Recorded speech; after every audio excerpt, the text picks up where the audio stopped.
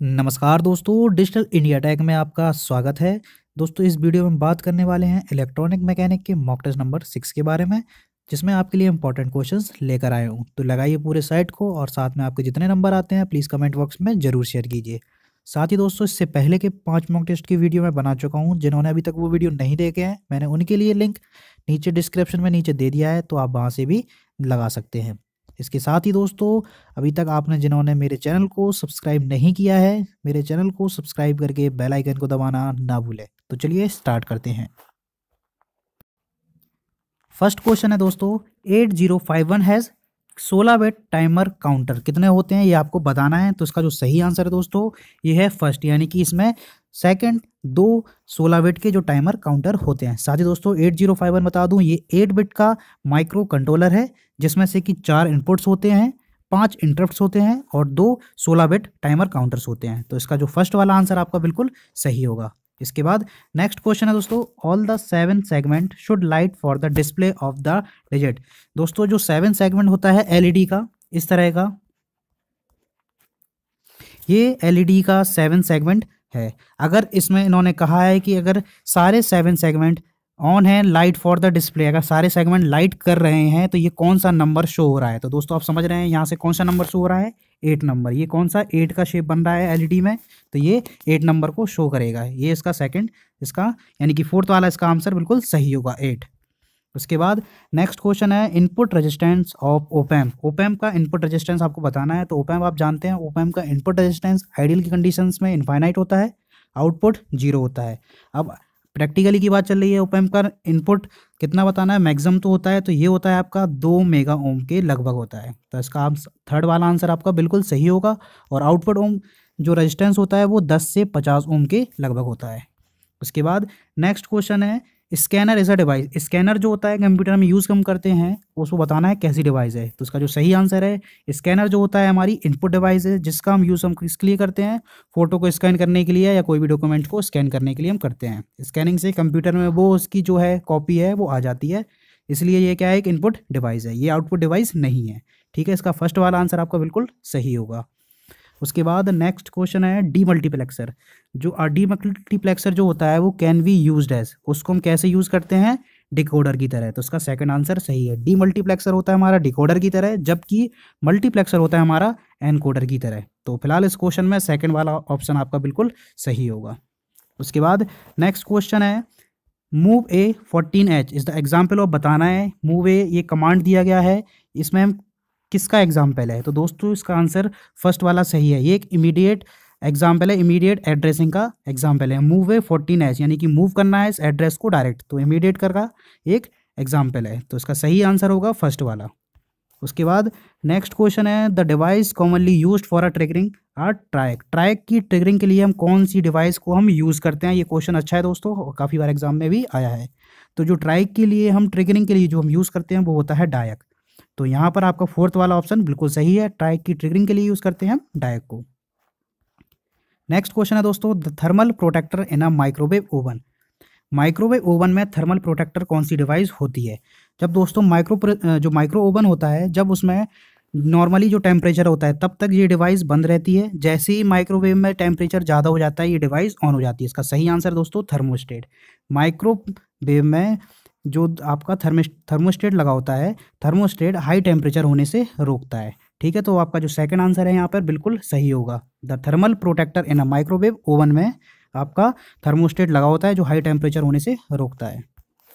इसके साथ next question है, पूरी तरह से चार्ज हुए लेड एसिड सेल का जो टर्मिनल वोल्टेज है वो कितना होता है। जब फुल चार्ज हमारा लेड एसिड सेल है उसका कितना वोल्टेज होता है। तो उसका सही आंसर है थर्ड वाला, 2.2 वोल्ट होता है इसका ईएमएफ फुल चार्ज की कंडीशंस में।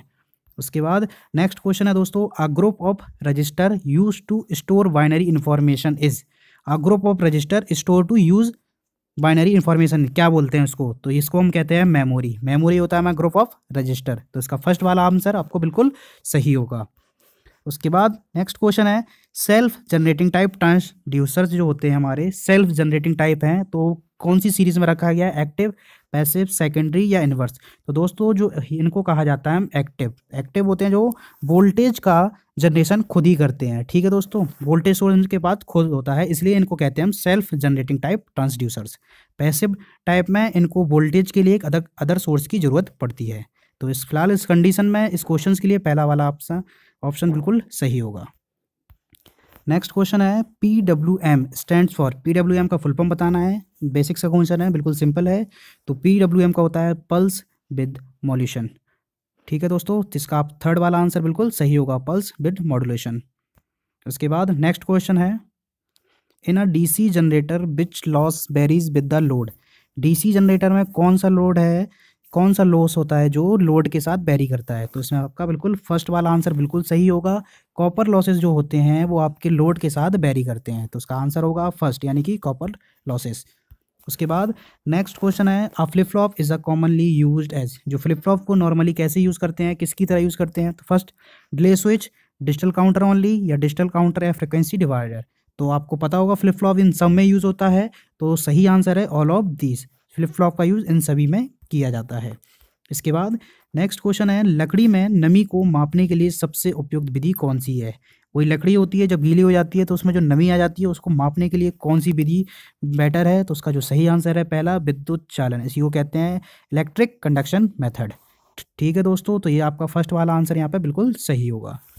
उसके बाद दोस्तों जो नेक्स्ट क्वेश्चन है in a transistor the collector region is made. जो ट्रांजिस्टर में कलेक्टर रीजन है उसको कैसा बनाया जाता है? Smaller than emitter region, greater than emitter region, smaller than the base region, या इक्वल द बेस रीजन। तो दोस्तों कलेक्टर पे हमें आउटपुट मिलती है, इसलिए जो ट्रांजिस्टर का जो कलेक्टर रीजन है वो बड़ा बनाया जाता है, किससे? ग्रेटर देन एमिटर रीजन से। इसका सेकंड आंसर आपका बिल्कुल सही होगा, ग्रेटर देन एमिटर रीजन। इसके बाद नेक्स्ट क्वेश्चन है सूरज की रोशनी में मौजूद वह कौन सा विकिरण है जो एक सौर कुकर को कार्य करने योग्य बनाता है, यानी कि गर्म करता है? तो उसका दोस्तों सही आंसर है इसका अवरक्त किरणें, यानी कि इंफ्रारेड। इंफ्रारेड ये होती हैं जिसमें ऐसे पार्टिकल पाए जाते हैं जो कि हीट को ऊष्मा को मुक्त करते हैं, ठीक है, जिसके कारण हमारा जो है सौर कुकर है वो गर्म हो जाता है।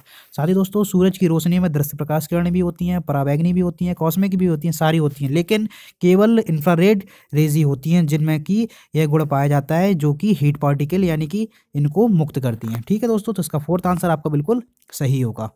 इसके बाद नेक्स्ट क्वेश्चन है फुल फॉर्म ऑफ VVVF का फुल फॉर्म बताना है। तो ये होता है वेरिएबल वोल्टेज वेरिएबल फ्रिक्वेंसी, आपका सेकंड वाला ऑप्शन बिल्कुल सही होगा। उसके बाद नेक्स्ट क्वेश्चन दोस्तों प्लीज़ वीडियो अगर अच्छा लग रहा हो तो प्लीज़ वीडियो को लाइक ज़रूर करें। इसके बाद नेक्स्ट क्वेश्चन है एक चुंबक में चुंबकीय क्षेत्र सबसे ज़्यादा मजबूत कहाँ होता है? कोई भी मैग्नेट है उसमें जो सबसे ज़्यादा मैग्नेटिक फील्ड होता है सबसे ज़्यादा कहाँ होता है ये बताना है। तो दोस्तों इसका जो सही आंसर है वो होगा पहला वाला, यानी कि चुंबक के ध्रुव पर, यानी कि पोल्स पर, मैग्नेटिक पोल्स पर। चुंबक के ध्रुव यानी कि पोल्स होते हैं नॉर्थ एंड साउथ, यहाँ पर उसकी जो मैग्नेटिटी है वो सबसे ज़्यादा होती है, ठीक है दोस्तों। उसके बाद नेक्स्ट क्वेश्चन है FM किस कारण से लोकप्रिय है? जो FM होता है हमारा किस कारण से इसको लोकप्रिय माना जाता है? दोस्तों ये जो आंसर है इसका वो होगा फोर्थ, क्योंकि FM शोर के प्रति सबसे कम संवेदनशील होता है, इसलिए इसको सबसे ज़्यादा लोकप्रिय माना जाता है, जबकि AM है वो शोर के प्रति ज़्यादा संवेदनशील है। FM के बारे में और बता दूं दोस्तों, FM मीन्स फ्रिक्वेंसी मॉड्यूलेशन होता है, इसकी बैंडविड्थ हमेशा ज़्यादा होती है, इसकी सर्किटरी हार्ड होती है, ठीक है दोस्तों, और इसको यह शोर के प्रति कम संवेदनशील है। तो इसका यहाँ पर इस कंडीशन में इस क्वेश्चन के लिए फोर्थ वाला ऑप्शन बिल्कुल सही होगा।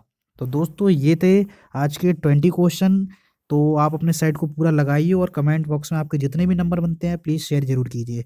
अगर आपके 15+ नंबर आ रहे हैं तो दोस्तों आपका प्रदर्शन बहुत ही बेहतरीन है। तो दोस्तों वीडियो को लाइक ज़रूर करें, शेयर करें और चैनल को सब्सक्राइब करना ना भूलें। धन्यवाद।